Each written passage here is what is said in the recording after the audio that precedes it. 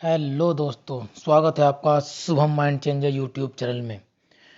आज हम आपके सामने बात करेंगे हिंदी के अंतर्गत जो सरकारी पत्रों का सिलेबस जो आपका यूके ट्रिपल एससी के द्वारा दिया गया है, उसके अंतर्गत हम अर्धशासकीय पत्र या डेमो ऑफिशियल लेटर के बारे में महत्वपूर्ण टॉपिक है हिंदी के अंतर्गत। और पिछली कई परीक्षाओं में इनसे कई प्रश्न आपके आए हैं और महत्वपूर्ण आपका ये टॉपिक होने वाला है। तो ध्यान से पूरे पत्र को ध्यान से देखिएगा। अच्छी प्रकार से हमने इसमें ही आपको एक नमूना दिखाया गया है किस प्रकार से प्रश्न बने हैं। इससे पहले अर्थशास्त्र के पत्रों से पिछली परीक्षाओं में बहुत से प्रश्न देखने को मिले हैं। तो किस प्रकार से प्रश्न बनेंगे और कैसे कैसे आपको उन प्रश्नों को डील करना है, सारी बातें। तो बात करते हैं अर्थशास्त्र के पत्र के बारे में। परिभाषा देख लेते हैं कि अर्थशास्त्र के पत्र कौन कौन से होते हैं और क्या उनकी परिभाषा है। तो जब कोई सरकारी अधिकारी सरकारी कार्य के लिए अन्य किसी सरकारी अधिकारी को व्यक्तिगत नाम से, महत्वपूर्ण ये आपकी टर्म है, व्यक्तिगत नाम से अपेक्षित सूचनाओं, स्पष्टीकरण या किसी समस्या पर राय जानने क्रम में कोई पत्र प्रेषित करता है अथवा कोई बात पूछता है या किसी बात पर ध्यानाकर्षण करता है, तो वह पत्र व्यक्तिगत पत्र शैली में लिखा होने के कारण उसे अर्धशासकीय या अर्ध सरकारी पत्र भी कहते हैं। यदि सिंपल शब्दों में बात की जाए तो वो सरकारी पत्र जो व्यक्तिगत तौर से लिखा जाए, कोई सूचना पूछी जाए, स्पष्टीकरण, कोई राय या कोई अन्य बात पर, किसी बात पर ध्यानाकर्षण किया जाए, लेकिन महत्वपूर्ण तथ्य यहाँ पर यह है कि वो व्यक्तिगत शैली में लिखा होना चाहिए, उसे अर्धशासकीय पत्र कहते हैं। ये पत्र विशेषतः तब लिखा जाता है जब एक अधिकारी किसी दूसरे अधिकारी का ध्यान किसी विशेष विषय पर और विशेष रूप से आकृष्ट करना चाहता है, तब यह पत्र लिखा जाता है। या किसी अधिकारी को अपने अधीनस्थ कर्मचारी के कार्य या व्यवहार के संबंध में कोई शिकायत करनी होती है, तो तब ये लिखा जाता है। लेकिन इस पत्र की जो विषय वस्तु होती है वो व्यक्तिगत होती है। तीसरी और महत्वपूर्ण बात है कि इस पत्र की विषय वस्तु को हमेशा गोपनीय रखा जाता है। तो कुछ पॉइंट है यहाँ पर, उन पॉइंटों के बारे में बात कर लेते हैं। पहला पॉइंट है कि ये पत्र अनौपचारिक होते हैं, ये अनौपचारिक पत्र को श्रेणी में आती है। दूसरा, ये पत्र सरकारी अधिकारियों के पद नाम से प्रेषित न करके व्यक्तिगत नाम से प्रेषित किए जाते हैं। और यही पॉइंट पिछली परीक्षाओं में पूछ लिया गया था कि व्यक्तिगत तौर से यदि किसी बात पर ध्यानाकर्षण किया जाए तो कौन सा पत्र होगा, तो अर्धशासकीय पत्र। तो व्यक्तिगत तौर से जो पत्र लिखा जाता है लेकिन वो गवर्नमेंट हो, तो अर्धशासकीय पत्र। संबोधन में, ये महत्वपूर्ण पॉइंट है, संबोधन में इसके प्रिय श्री या आदरणीय श्री या आदरणीय श्रीमती का प्रयोग आवश्यकता अनुसार कर सकते हैं। और ये वो शब्द हैं जो दिखाते हैं कि इस पत्र में आत्मीयता की भावना और व्यक्तिगत भावना निहित होती है। महोदय या महोदया का प्रयोग इसमें नहीं होता, जैसे कि आपका सरकारी पत्रों में होता है। इसमें महोदया का प्रयोग न करके प्रिय श्री या आदरणीय श्री का प्रयोग किया जाता है। समान आयु, वर्ग या समान पद के अधिकारी या एक दूसरे के लिए प्रिय श्री का प्रयोग करते हैं, ठीक है। तथा व्योवर्ध एवं उच्च पदाधिकारियों के लिए आदरणीय श्री का प्रयोग किया जाता है। तो कुछ ये महत्वपूर्ण बातें हैं।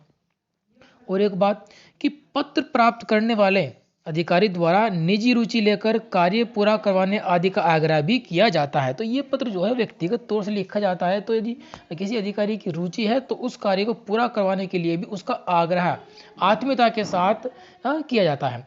उसके अलावा इस पत्र में लेखक स्वयं पत्र पाने वाले अधिकारी का नाम व अभिवादन लिखता है। जिसको पत्र प्राप्त होना है उस अधिकारी का नाम और उसको अभिवादन भी लिखा जाता है। और महत्वपूर्ण कि यह पत्र उत्तम पुरुष शैली में लिखा जाता है। तो ये बहुत सारी बातें हैं इसके बारे में, तो याद रखिएगा। एक बार फिर से रिपीट करता हूँ कि इस पत्र के अंदर व्यक्तिगत भावना होती है। ये पत्र की जो विषय वस्तु होती है वो गोपनीय रखी जाती है।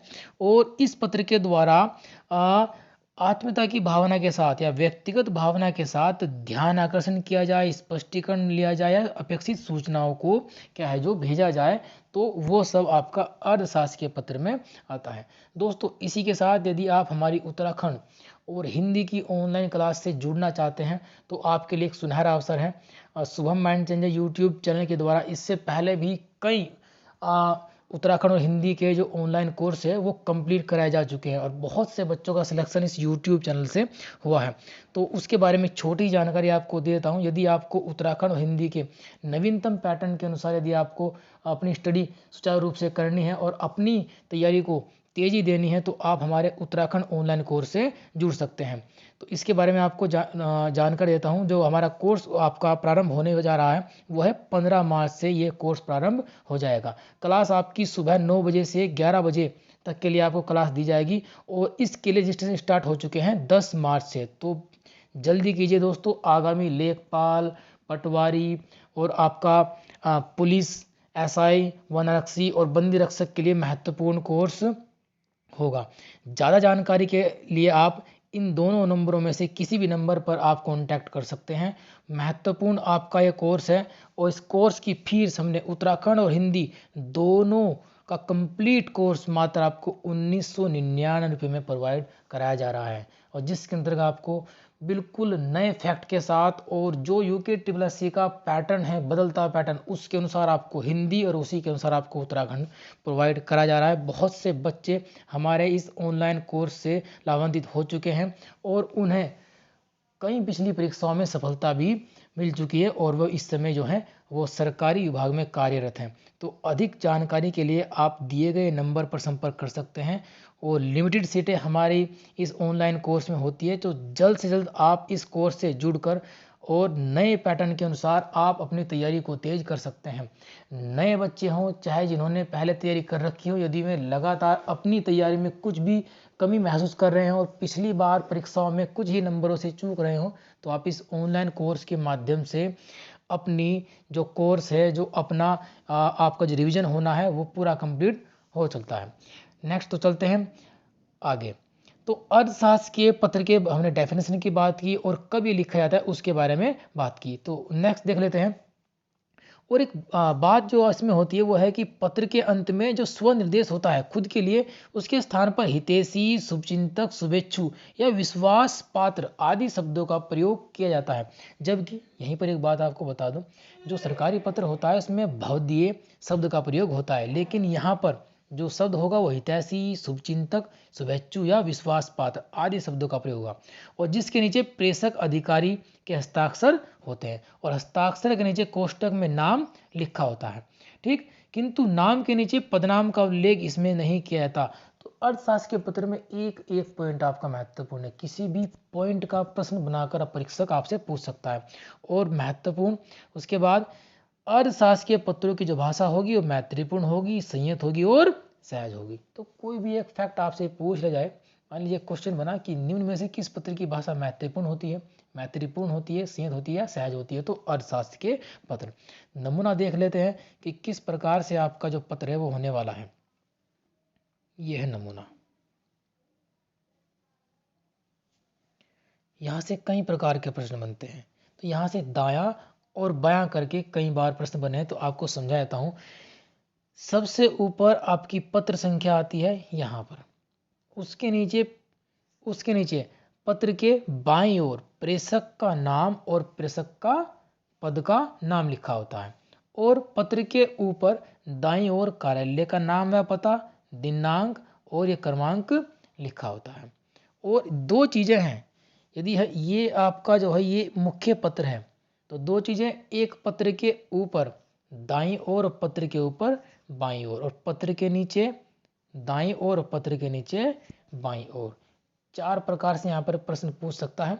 ठीक है, तो प्रेषक का नाम और पदनाम पत्र के ऊपर बाईं ओर होता है, ठीक उसके नीचे प्रेषिती बोलते हैं पत्र को जो प्राप्त करेगा, और प्रेषक होता है पत्र को भेजने वाला। उसके लिए कोई भी सम्मानजनक शब्द यहाँ पर प्रिय श्री, सुश्री, आदरणीय, आदरणीय आदि का प्रयोग होता है। पत्र लेखक इसको हाथ से लिखता है। क्लियर है? तो पहले प्रेषक का नाम, पदनाम पत्र के इस ओर, कार्यालय का नाम, दिनांक और क्रमांक, और यहाँ पर प्रेषिती पत्र को प्राप्त करने वाला। उसके बाद यहाँ पर पत्र के मुद्दे की सामग्री, प्रारंभ और विस्तार यहाँ पर होता है। जिस प्रकार से भी आपका पत्र होगा ये मुख्य आपका पत्र यहाँ पर लिखा होता है। उसके बाद समापन वाक्य होगा कि व्यक्तिगत स्पर्श से आपका जो समापन वाक्य हो सकता है। उसके बाद क्या है, यहाँ पर पत्र के पत्र के नीचे बाईं ओर हाथ से लिखा होता है सादर, सप्रेम या मंगल कामना। ये आदर सूचक शब्द का प्रयोग होता है यहाँ पर। सादर शब्द हो, सप्रेम हो, तो इस प्रकार से यहाँ पर आपका एक प्रकार से आदर सूचक शब्द का प्रयोग किया गया है। उसके बाद यहाँ पर हमने कहा कि जो आपका स्वनिर्देश है, यहाँ पर लिखा होगा शुभेच्छु या प्रेषक के हस्ताक्षर, पत्र भेजने वाले के हस्ताक्षर या प्रेषक का नाम। तो पत्र के नीचे दाईं ओर इसका उल्लेख किया जाता है। और यहाँ से प्रश्न आया था कि अर्धशासकीय पत्र के अंदर प्रेषिती का नाम और पदनाम, प्रेषिती कौन, जो पत्र को प्राप्त करेगा उसका नाम, पदनाम और पता कहाँ लिखा जाता है। तो जो पत्र को प्राप्त करने वाला होता है उसका नाम, पदनाम और पता लिखा जाता है पत्र के नीचे बाईं ओर। यहाँ पर प्रेषक होता है पत्र को भेजने वाला और प्रेषिती होता है पत्र को प्राप्त करने वाला। तो यहाँ से पत्र आपका इस प्रकार से प्रश्न पूछा गया था। तो मुख्य पत्र के ऊपर की ओर ये दायां है और ये बायां है, उसके बाद ये दायां है और ये बायां है। तो अर्धशासकीय पत्र में जो पत्र को भेजने वाले का नाम और पदनाम तो होता है पत्र के ऊपर, और प्राप्त करने वाले का नाम और पदनाम होता है पत्र के नीचे। तो उम्मीद है आप लोगों को अर्थशास्त्र के पत्र के बारे में बहुत सारी जानकारी आपको मिली होगी। ठीक है, और ज़्यादा अधिक मात्रा में आपको यदि हिंदी की जानकारी चाहिए और हिंदी का पूरा कोर्स हमारे YouTube चैनल पर, और आप कोर्स के माध्यम से इसको ले सकते हैं। धन्यवाद।